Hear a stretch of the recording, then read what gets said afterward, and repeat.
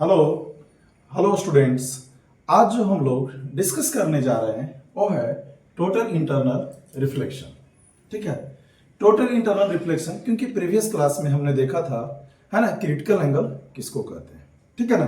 तो बाबू देखिए, आप लोग में ना एनर्जी, है ना, और साथ ही साथ वो जोश दम बरकरार रहना चाहिए। ठीक है ना, है ना। पहले वो है ना, टॉपिक स्टार्ट करने से पहले बाबू हम अपना इंट्रोडक्शन देते हैं। मेरा नाम अजित कुमार हुआ, है ना। मैं ऑफलाइन और ऑनलाइन दोनों कोचिंग चलाता हूँ। ठीक है ना। और आप लोग से यही रिक्वेस्ट करूंगा कि अगर वीडियो को अच्छा लगता है बाबू तो जितना जितना हो सके दोस्तों को शेयर कीजिए। ठीक है ना। जितना जितना दोस्तों को शेयर कीजिएगा उससे हमें क्या होता है, मोटिवेशन मिलता है। ठीक है, और उतना ही दुगने जोश के साथ हुआ आप लोग के सामने प्रेजेंट होंगे। ठीक है ना। तो चलिए देखते हैं कि अभी टोटल इंटरनल रिफ्लेक्शन कहते किसको है। ठीक है ना।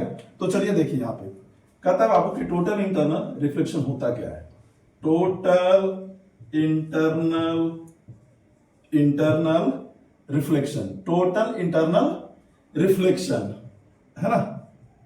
अब जैसा ही नाम बोलते हैं बाबू टोटल इंटरनल रिफ्लेक्शन, इससे कुछ पता चलता है। रिफ्लेक्शन बोल रहे हैं, है ना, रिफ्लेक्शन बोल रहे हैं, तो रिफ्लेक्शन का मतलब क्या होता है। रिफ्लेक्शन का मतलब होता है कि मान लेते हैं कोई शाइनी सरफेस है, ये बाबू मान लेते हैं ये मिरर है। अब यहां से रे ऑफ लाइट आया और इसी मीडियम में चला गया, इसी को तो हम बोलते हैं रिफ्लेक्शन। क्या ये हम सही बोल रहे हैं? इसी को हम बोलते हैं रिफ्लेक्शन। क्या बोलते हैं? इसको हम लोग बोलते हैं रिफ्लेक्शन। तो क्या यहां सेम चीज है? थोड़ा सा अलग है बाबू। क्यों? क्योंकि इस घटना को होने के लिए, है ना, रे ऑफ लाइट को डेंसर मीडियम से रेयर मीडियम में जाना पड़ेगा। ठीक है, तो पूरा समझने, है ना, इस टॉपिक को पूरा समझने के लिए हुआ, है ना, आपको पूरा वीडियो में बरकरार रहना पड़ेगा। ठीक है ना। तो चलिए देखते हैं टोटल इंटरनल रिफ्लेक्शन होता क्या है। तो जैसे मान लेते हैं एक इंटरफेरेंस लाइन ये, ठीक है। अब इंटरफेरेंस लाइन होता क्या है? अब ये इंटरफेरेंस लाइन, इसको हम बोल दे रहे हैं रेयर मीडियम, इसको बोल दे रहे हैं डेंसर मीडियम, इसको बोल दे रहे हैं रेयर मीडियम, इसको बोल दे रहे हैं, है ना, इसको बोल दे रहे हैं रेयर मीडियम, इसको बोल दे रहे हैं डेंसर मीडियम। अब बाबू रे ऑफ लाइट मान लेते हैं, यहां से टॉर्च के लाइट जलाए, है ना। अब बाबू मान लेते हैं यहां से ये सीधे बाबू ऊपर चला गया, तो कहोगे कि सर डेंसर मीडियम में से रेयर मीडियम में जा रहा है तो क्या स्ट्रेट में ये ट्रेवल करेगा? हाँ, लाइट तो बाबू हमेशा always travel along straight line ही होता है। तो कहोगे कि सर कब होगा? कब होगा? जब यहां पे एंगल आई बराबर एंगल आर बराबर क्या होगा? 0। क्योंकि पिछले वीडियो में हम आपको बताए थे क्या कि ऐसा घटना होता नहीं, लेकिन कब होगा? जब एंगल आई बराबर एंगल आर बराबर क्या होगा? 0। मतलब angle of incident, angle of reflection, दोनों का वैल्यू जो है कितना होना चाहिए? 0 डिग्री होना चाहिए। अब बाबू क्या है कि मान लेते हैं यहां से रे ऑफ लाइट बहुत हल्का सा टेढ़ा कर दिए, ठीक है। रे ऑफ लाइट बाबू यहां से हल्का से टेढ़ा करके गया है। अब वहां यहां पे नॉर्मल डाल दिए। क्या डाल दिए? नॉर्मल। अगर यहां पे नॉर्मल डाले तो यहां पे एंगल आई होगा, इसको हम बोल रहे हैं एंगल आई। इसको एंगल आई या ना बोल करके बुआ इसको एंगल I1 बोल दे रहे हैं। तो ये रे ऑफ लाइट को वह सीधे निकलना चाहिए था, क्योंकि इसको अगर वह डेंसर मीडियम है तो अगर डेंसर मीडियम से अगर रेयर मीडियम में जा रहा है तो इसको निकलना चाहिए था तो सामने। क्या गलत बोल रहे हैं? नहीं, क्योंकि डेंसर मीडियम से रेयर मीडियम में जा रहा है वह तो निकलना चाहिए तो सामने, लेकिन ऐसा होता नहीं। क्यों? क्योंकि रिफ्रैक्शन कहता ही है कि सर एक मीडियम से जब दूसरे मीडियम में जाता है तो रे ऑफ लाइट अपने ओरिजिनल पोजीशन से डिविएट कर जाता है। तो डिविएट कर जाता है तो वो मान लेते हैं यहां से ये ऐसे डिविएट कर गया, ठीक है। तो यहां देखिए ये है नॉर्मल, इसको हम लिख देते हैं वो एन डैश, एन डैश। तो अगर यहां पे बाबू देखिए ये, इसको हम बोल देते हैं R1। फिर बाबू अगर यहां से एंगल I1 को हम बढ़ा दिए, इस एंगल ऑफ इंसिडेंट को और हम बढ़ा दिए, यहां पे बाबू नॉर्मल डाल दे रहे हैं। यहां से फिर बाबू अगर हम नॉर्मल डालेंगे तो होगा क्या छोटू? यहां पे एंगल I, अगर मान लेते हैं यहां एंगल I1 का वैल्यू 30 डिग्री है तो यहां पे बुआ 45 कर दिए, ठीक है। कितना कर दिए? 45 कर दिए। तो एंगल इसको लिख दिए बुआ I2। क्या लिख दिए? I2। तो ये बुआ अब क्या होगा, यहां पे ये रे ऑफ लाइट जो हुआ है रिफ्रैक्टेड होकर के इस लाइन पे आ गया। क्या हो गया? इस लाइन पे आ गया, क्योंकि ये सटते जाएगा, क्योंकि ये रिफ्रैक्टेड रे है, ये है इंसिडेंट रे, ये है रिफ्रैक्टेड रे। तो ये बाबू इंटरफेरेंस लाइन से जब नजदीक आते जाएगा, तो जब नजदीक आ जाएगा तो ये है नॉर्मल, ये है नॉर्मल और ये है रिफ्रैक्टेड रे। यहां पे एंगल कितना बन गया? 90 डिग्री। यहां पे क्या बन गया? 90 डिग्री। तो एंगल ऑफ जहां पे हुआ, पिछले क्लास में हमने बताया था, जिस एंगल ऑफ इंसिडेंट पे एंगल ऑफ रिफ्रैक्शन 90 डिग्री हो जाता है, उसी को तो हम क्रिटिकल एंगल बोलते हैं। उसी को हम लोग क्या बोलते हैं? क्रिटिकल एंगल बोलते हैं। तो कहोगे कि सर यहां पे टोटल इंटरनल रिफ्लेक्शन हुआ कहां? तो हम क्या करते हैं, थोड़ा सा एंगल ऑफ इंसिडेंट को और बढ़ा देते हैं, एंगल ऑफ इंसिडेंट को और बढ़ा देते हैं। तो करते हैं क्या हुआ, तो अगर यहां I3 45 लिए थे, इसको मान लेते हैं 60 कर देते हैं, तो इसको कर दिया हुआ I3। अब वो ये क्या होगा, ये इसी मीडियम में वापस चला आएगा। तो ये I3 है, तो और यहां पे वो क्या लिखे, ये है R2, ये क्या है R2, तो यहां क्या होगा R3। अगर ये I3 है तो ये क्या लिखे R3, तो यहां पे ये एंगल दोनों क्या होगा? बराबर होगा। तो हम क्या कर रहे हैं, एंगल ऑफ इंसिडेंट बराबर हो रहा है एंगल ऑफ रिफ्रैक्शन के, एंगल ऑफ इंसिडेंट बराबर हो रहा है एंगल ऑफ रिफ्रैक्शन। क्या यहां रिफ्रैक्शन बोलेंगे कि रिफ्लेक्शन बोलेंगे? अब बाबू हम यहां पे बोलेंगे रिफ्लेक्शन। क्यों? क्योंकि जिस मीडियम से रे ऑफ लाइट गया था उसी मीडियम में वापस चला आएगा। तो रिफ्रैक्शन, यहां पे हो रहा था रिफ्रैक्शन, यहां पे भी हो रहा था रिफ्रैक्शन, लेकिन यहां पे हो गया रिफ्लेक्शन। तो रिफ्रैक्शन बिकम्स रिफ्लेक्शन। तो कब हुआ? जब एंगल ऑफ इंसिडेंट बड़ा हो गया, किससे? क्रिटिकल एंगल से। इसी को हम बोलते हैं क्रिटिकल। IC, I का मतलब है एंगल ऑफ इंसिडेंट, C का मतलब होता है क्रिटिकल। तो जब एंगल ऑफ इंसिडेंट बड़ा हो जाए क्रिटिकल एंगल से, उस पॉइंट पे ये रिफ्रैक्शन जो है रिफ्लेक्शन में बदल जाता है। तो वो देखो, अगर टोटल इंटरनल रिफ्लेक्शन आपसे पूछे तो क्या आराम से आप समझा सकते हैं। तो इसका कंडीशन क्या है छोटू?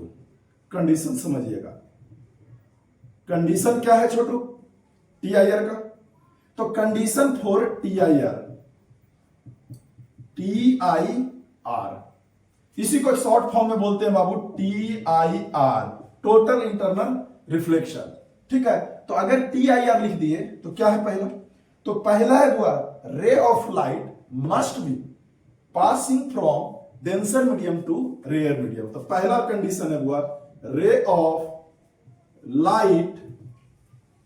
Of light passing from denser medium to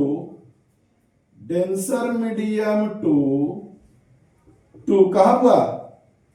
rare medium. Rare बाबू, रे ऑफ लाइट जो है डेंसर मीडियम से कहां जाना चाहिए? रेयर मीडियम में जाना चाहिए, तभी ये होगा। आप कहोगे कि सर दूसरा क्या है, क्या इतना पे हो जाएगा? TIR हो जाएगा? नहीं, इतना पे नहीं होगा। एक पॉइंट और क्या है हुआ जो मोस्ट इंपॉर्टेंट है, ये पूछता है कल कोई है ना, कभी कभी बुआ बेसिक है ना, कॉम्पिटिटिव एग्जाम दोगे NTPC रेलवे ये सब, उसमें भी डाल देता है। तो अगर अभी बुआ पढ़ोगे तो इसके काम देगा। ठीक है, तो दूसरा क्या है? Angle of incident, angle